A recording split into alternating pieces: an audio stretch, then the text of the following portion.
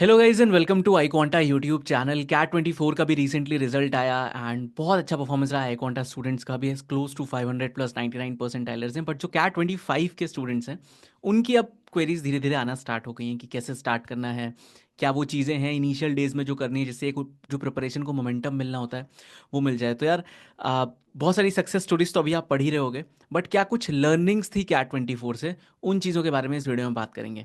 Jack Ma का एक coat है कि instead of learning from others people success learn from their mistakes. Jack Ma आपको पता होगा अली बाबा के आई थिंक फाउंडर हैं, चाइना के one of the richest person.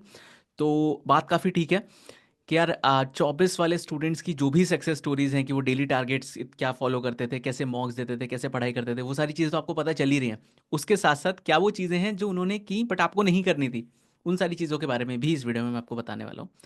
But सबसे पहले एक जो ये बोलते हैं कि यार कैट एग्जाम बहुत ज़्यादा कॉम्पिटेटिव एग्जाम है, बहुत सारे स्टूडेंट्स देते हैं, बहुत कम सीट्स हैं, उसका एग्जैक्ट रियलिटी क्या है उसके बारे में थोड़ा सा बात कर लेते हैं। ओके, अगर आप कैट एग्जाम का रियल कंपटीशन देखोगे, देखो रियल कंपटीशन से कहने का मतलब ये होता है कि यार वो कंपटीशन जो एक्चुअल में एग्जाम को लेके सीरियस है, वो बहुत ज़्यादा एक इंपॉर्टेंट चीज़ है। तो इस साल का भी अगर आप नंबर देखोगे तो जिन बच्चों ने एग्जाम एक्चुअल में जाके दिया था सेंटर पे, दोज वर क्लोज टू 2,93,000। ठीक है, 2,93,000 के अराउंड जो स्टूडेंट्स थे उनका एडमिट कार्ड आया था, वो एग्जाम देने गए थे। एंड उसमें से एक जो हमारा एस्टिमेशन है, जितनी भी स्टूडेंट से बात होती है, तो लगभग 1 लाख के अराउंड स्टूडेंट्स ऐसे होते हैं, क्लोज टू ये नंबर। ये कोई ऐसा ऑफिशियल नंबर नहीं है, बट क्योंकि इतने सारे स्टूडेंट से बात होती रहती है ना, तो उसमें एक आइडिया लगता है कि यार इतने ही स्टूडेंट के अराउंड होते हैं जो अपना सिलेबस कंप्लीट कर पाते हैं। यानी कि लगभग 2 लाख के आसपास ऐसे स्टूडेंट्स होते हैं जो शायद पूरी प्रिपरेशन में पूरा सिलेबस कंप्लीट भी नहीं कर पाते होंगे। एंड उसका जो सबसे बड़ा रीजन होता है दैट इज कि वो अपने प्रिपरेशन को थोड़ा सा लेट स्टार्ट करते हैं। ठीक है, देन इवन इफ अगर आपने सिलेबस कंप्लीट कर लिया, बट वो सिलेबस आप कंप्लीट कर पाए कब, अक्टूबर नवंबर में जाके, तो आप बहुत ज़्यादा मॉक्स नहीं दे पाओगे, और मॉक्स नहीं दे पाओगे तो उतना अच्छे से प्रैक्टिस नहीं कर पाओगे। तो इसीलिए आर एस्टिमेशन इज कि अराउंड यार 40,000 के आसपास ही, क्योंकि लगभग इतने लोग ही होते हैं जो, अगर आप मॉक पोर्टल पे डेटा भी दिख ही जाता है क्लोज टू, अगर आप सारी कोचिंग्स का डेटा मिला के देखो, लगभग 40,000 के आसपास ही स्टूडेंट्स होंगे जो कि 30+ मॉक्स देते होंगे। ठीक है, 30+ के आसपास मॉक्स देना बहुत इंपॉर्टेंट है। इसमें मैं जो आपके मॉक्स प्लस पीवाईक्यूज दोनों को इंक्लूड करके बता रहा हूँ। ओके, एंड उसके बाद अगर आप देखोगे जो सीट्स हैं टीयर 1 कॉलेज में, दीज आर क्लोज टू 5,000। अब टीयर 1 के कॉलेज कौन से हुए, जिनका एवरेज पैकेज अराउंड 25+ एलपी है, तो एटलीस्ट इस साल थोड़े से एवरेज पैकेज डाउन भी गए थे। लास्ट ईयर तो 30+ में थे ऑलमोस्ट ये सारे कॉलेजेस। इसमें आपके जो टॉप 6 IIMs हैं वो आ जाता है, एफएमएस आ जाता है, SP Jain, MDI, IFT, right, IIT Bombay, ये कुछ ऐसे कॉलेजेस की अगर आप सारे कॉलेजेस की सीट्स मिला लो तो वो क्लोज टू आपका 5,000 टू 6,000 जाएगी। तो अगर आप रेशो कंपेयर करो तो इसको आप डायरेक्ट इससे कंपेयर मत करो। ठीक है, 5,000 seats are not on 3 lakh students, because ये तो सीरियस है ही नहीं। इनमें से अगर आप इस फनल को देखोगे तो जो 30 मॉक्स तक जो स्टूडेंट आ पा रहे हैं, दोज आर ओनली 40,000। तो लास्ट में जो आपका रेशो है वो 1:8 का रह जाता है। एंड दिस इज समथिंग जो कि अगर आप मेहनत करो तो डेफिनेटली आप उन 8 में से एक स्टूडेंट तो हो सकते हो जिसको टीयर 1 कॉलेज में सीट मिल जाएगा। ठीक है, तो उतना भी डिफिकल्ट नहीं है, बट कब डिफिकल्ट नहीं है, अगर आप अपना प्रिपरेशन थोड़ा पहले स्टार्ट करते हो, एंड अगर आप नवंबर आते आते इस वाली कैटेगरी में आ जाते हो कि यार आपका सिलेबस भी पूरा हो गया एंड आपने क्लोज टू 30 मॉक्स भी दे दिया, आप अच्छी खासी प्रैक्टिस पे हो, तो फिर आपके लिए एग्जाम कुछ बहुत ज़्यादा डिफिकल्ट नहीं होने वाला। Okay, 3 types of CAT aspirant. अगर आप कैट देने वाले बच्चों को देखोगे तो यार यही 3 कैटेगरी रहती हैं, जिनका गैप ईयर है। ठीक है, कॉलेज अभी खत्म हो गया है, लेट्स से 1 साल पहले आपने एग्जाम दिया, नहीं अच्छा हुआ, बट आप इस साल ड्रॉप ले रहे हो, वो बच्चे एग्जाम्स देते हैं। कॉलेज फाइनल ईयर वाले बच्चे एग्जाम्स देते हैं, एंड मेजॉरिटी ऑफ जो लोग होते हैं वो वर्किंग होते हैं। ठीक है, 9 to 5 जो आप बोलते हो, 9 to 5 की हसल के साथ साथ आप कैट के लिए प्रिपेयर कर रहे हो। तो ये 3 लोग होते हैं जो कैट के लिए प्रिपेयर करते हैं। अब इन तीनों के लिए आइडियल टाइम क्या होना चाहिए प्रिपरेशन स्टार्ट करने का, अगर आप मेरी मानोगे तो यार आपको जो अपना प्रिपरेशन है वो जनवरी के राउंड से ही स्टार्ट कर देना चाहिए। इवन इफ अगर आप अभी कॉलेज में, बहुत सारे स्टूडेंट्स का ये आता है कि यार हमारा सेमेस्टर एग्जाम्स चल रहे हैं, तो सेमेस्टर एग्जाम्स के साथ साथ आप थोड़ा थोड़ा प्रिपरेशन करना स्टार्ट कर सकते हो। देखो, अगर आप रेगुलर बेस पे आर्टिकल पढ़ रहे हो, अगर आप जो क्वांट्स के बेसिक वाले चैप्टर हैं, लाइक परसेंटेज वाला चैप्टर आपने स्टार्ट कर दिया, अरिथमेटिक का कुछ बेसिक चैप्टर स्टार्ट कर दिया, राइट, तो दैट मीन्स आपने अपना प्रिपरेशन ऑलरेडी स्टार्ट कर दिया है। आपकी पूरी प्रिपरेशन में कभी भी एक वो वाला फेज नहीं आएगा कि यार लेट्स से ये मेरा डेस्क है एंड ये मेरा पढ़ने का टाइम होता है कि मैं 7 o'clock बैठता हूँ, मैं 11 o'clock उठता हूँ, अनलेस आपका पूरा गैप ईयर है। तो यार अगर आपका गैप ईयर है तो आप अपने दिन को अच्छे से कंट्रोल कर सकते हो, लाइक पूरा टाइम ही है आपके पास। आप अपना पूरा शेड्यूल बना सकते हो, बट स्पेशली जो कॉलेज वाले बच्चे होते हैं, जो वर्किंग स्टूडेंट्स होते हैं, लाइक उनके पास उतना टाइम नहीं आता। तो आपको जब जब टाइम मिल रहा है वहाँ पे भी अगर आप थोड़ा थोड़ा प्रिपरेशन अपना करते रहोगे साथ में, तो एक वो मोमेंटम बना रहेगा। आपको कभी भी ऐसा नहीं लगेगा कि यार मेरे को कुछ स्टार्ट करना है, आप प्रिपरेशन ऑलरेडी स्टार्ट कर चुके होगे। कम पढ़ना ज़्यादा पढ़ना, इनिशियली अगर आप थोड़ा कम भी पढ़ रहे हो तो चलेगा, बट स्टार्ट कर देना चाहिए जनवरी के अराउंड से, सो दैट सिलेबस मई तक कंप्लीट हो। तो ये तो थी टाइप्स ऑफ कैट एस्पिरेंट्स की बात। देन इसके बाद जो आपकी नेक्स्ट वाली स्लाइड है वहाँ से हम स्टार्ट करते हैं कि यार क्या लर्निंग्स थी इस वाले एग्जाम की, जो कि अगर आप नेक्स्ट ईयर एग्जाम देने वाले हो, चाहे आपने इस साल दिया था चाहे आपने इस साल नहीं दिया था, बट अगर आप नेक्स्ट ईयर ये एग्जाम लिखने वाले हो तो ये मिस्टेक्स, इन सारी चीज़ों से आपको सीखना है बेसिकली। ठीक है, सबसे पहला, ठीक है, सबसे पहला जो आपका था कि यार इजियर पेपर। अच्छा, अब कितने लोगों को ऐसा लगता है कि यार CAT 24 was a easy paper. देखो, इजी और डिफिकल्ट आप कैसे जज करते हो? आप देखते हो कि यार स्कोर वर्सेस परसेंटाइल कितना रहा, तो डेफिनेटली अगर आप उस बेसिस पे जज करोगे तो लास्ट ईयर जो आपका 99 परसेंटाइल बन रहा था वो 76 मार्क्स पे बन रहा था, एंड इस साल का जो आपका 99 परसेंटाइल है वो 96 मार्क्स के आसपास पे बना है। तो सीधा सीधा 20 मार्क का डिफरेंस है। तो अगर इतना डिफरेंस आ रहा है तो डेफिनेटली पेपर इजियर साइड पे था। बट यार पेपर इजी होने का मतलब ये नहीं है कि 99 परसेंटाइल इजी लिया जाएगा। 99 परसेंटाइल का क्या मतलब है? 99 परसेंटाइल का ये मतलब है कि आप टॉप 1% स्टूडेंट में हो। तो अगर आप एग्जाम देने गए, ठीक है, और आपने देखा कि यार ये एक इजी पेपर है, तो वहां पे अब वो एक्यूरेसी के साथ साथ स्पीड का भी गेम हो जाता है।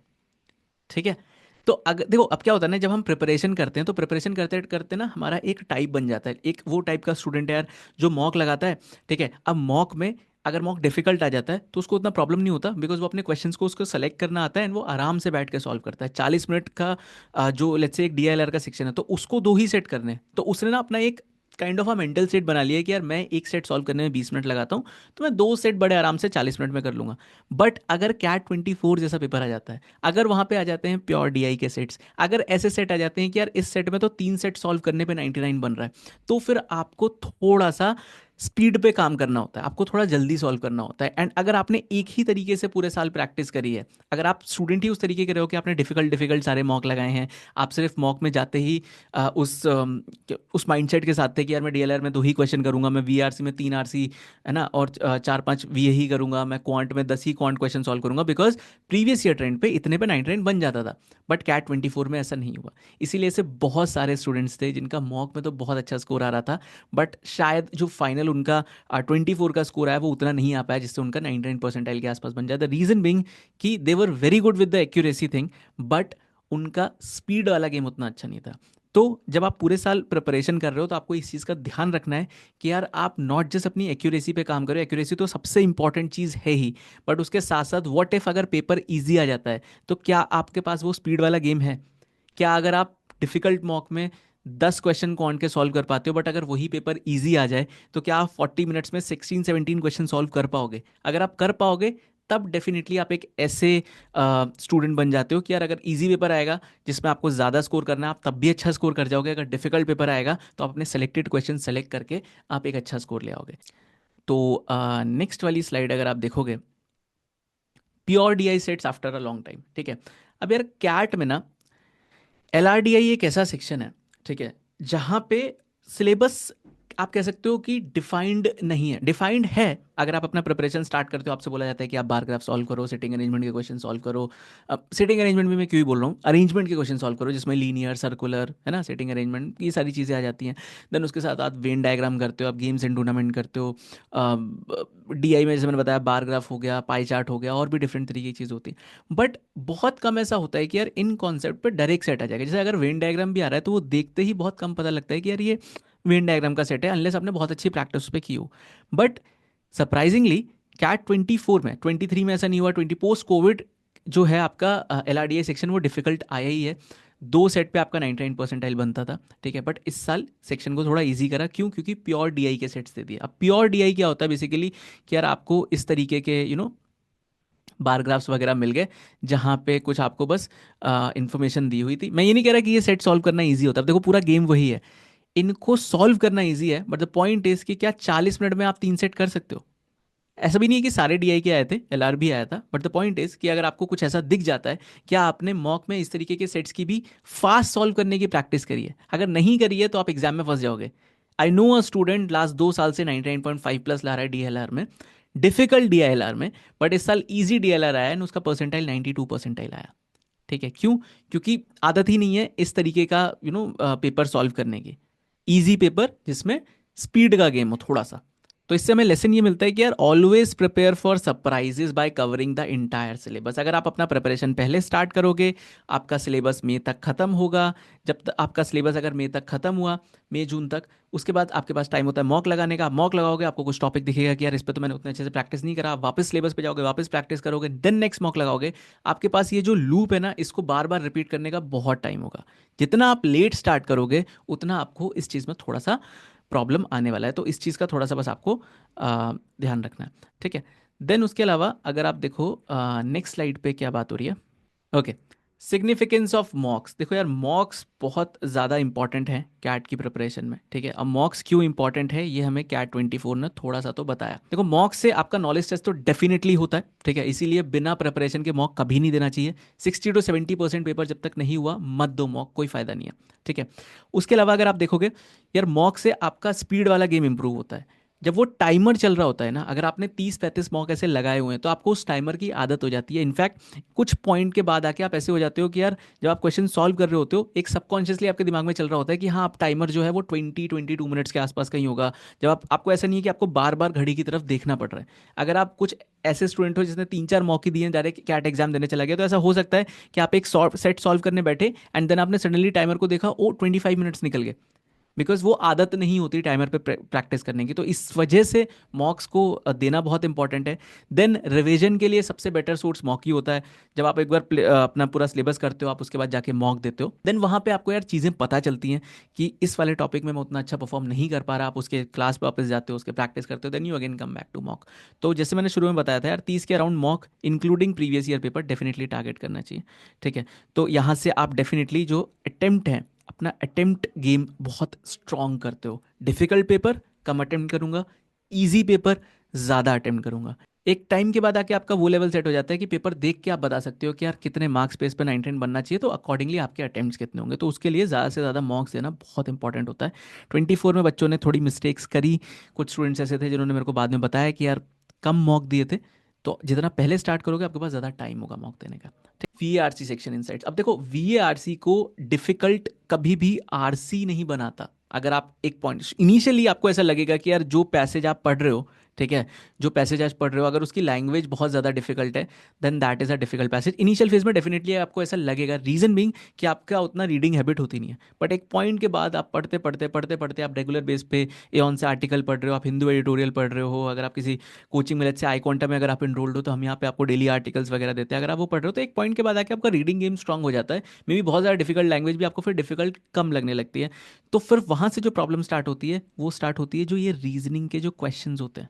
ठीक है, वीआरसी को डिफिकल्ट हमेशा उसके क्वेश्चंस बनाते हैं। इस साल वाले, आप किसी भी स्लॉट का वीआरसी का कोई भी आप पैसेज उठा लो, चाहे 1 2 3 का आप देख लेना, हाई कॉन्टा साइट पे भी आई थिंक पेपर डाल दिए हम लोगों ने। ठीक है, कोई भी पैसेज अगर आप उठा लो, आपको एक भी पैसेज ऐसे नहीं लगेगा जहाँ पे आपको रीड करने में प्रॉब्लम आ रही है, आपको लैंग्वेज समझने में प्रॉब्लम आ रही है। सारी जो प्रॉब्लम्स आई हैं बच्चों को, that is in the question वाला पार्ट। आप कॉम्प्रीहेंड नहीं कर पा रहे क्वेश्चंस पढ़ के, एंड उसका भी जो रीज़न होता है दैट इज़ कि यार आपने मॉक्स कम दिए, आपने सेक्शनल टेस्ट कम दिए, और अगर आपने दिए भी तो आपने वीआरसी के एनालिसिस पे ज़्यादा टाइम नहीं लगाया। देखो क्या होता है ना, जब हम एलआरडीआई सॉल्व करते हैं, जब हम क्वांट सॉल्व करते हैं, तो उसमें क्या होता है, आपने मॉक दिया, ठीक है, मॉक देने के बाद आप एनालिसिस पे गए, आपने देखा कि वो इसका आंसर 350 आ रहा था, लेट्स से, और आपका आंसर 250 था, तो आप फटाफट सॉल्यूशन पे गए, आपने देखा वो मैंने यहाँ पे ये मिस्टेक कर दी। वीआरसी के सॉल्यूशंस जो होते हैं वो बड़े बड़े होते हैं। आपने कुछ बी मार्क करा, वहाँ पे डी दे रखा है ना, वो why not A, why not B, why not C, वो वाला जो पार्ट है, वो आपको अच्छे से पढ़ना चाहिए, तभी आपको चीज़ें समझ आएंगी कि यार आप जो मार्क कर रहे हो और जो एक्चुअल आंसर है, तो वो जो थॉट प्रोसेस है उसमें कहाँ पे डिफरेंस आ रहा है। शुरू शुरू में ये थोड़ा सा बोरिंग लगता है, क्योंकि ऑब्वियसली आपको इतने बड़े बड़े एक्सप्लेनेशंस पढ़ने पड़ते हैं, बट जब तक आप वो नहीं करोगे, आपका जो वो क्वेश्चन वाला जो गेम है वो स्ट्रांग नहीं होगा। तो वो बहुत इंपॉर्टेंट है। ठीक है, तो प्रायोरिटाइज रीडिंग कॉम्प्रिहेंशन, ठीक है, रीडिंग कॉम्प्रिहेंशन को प्रायोरिटाइज करना है, and practice answering questions under time constant. ये बहुत एक इंपॉर्टेंट चीज़ है कि नॉट जस्ट आप सिर्फ चीज़ें सॉल्व कर रहे हो, कि आप टाइम पे उनको सॉल्व कर पा रहे हो। That is very important. तो मेरे अकॉर्डिंग ये 4 चीज़ें थी जिनका आपको ध्यान रखना है। सबसे पहले क्या ध्यान रखना है कि यार अपना प्रिपरेशन आप जितना पहले स्टार्ट करो उतना बेटर है, बिकॉज सारा जो पूरा ये गेम है ये इसी चीज़ का है कि यार आपके पास प्रैक्टिस का टाइम कितना है।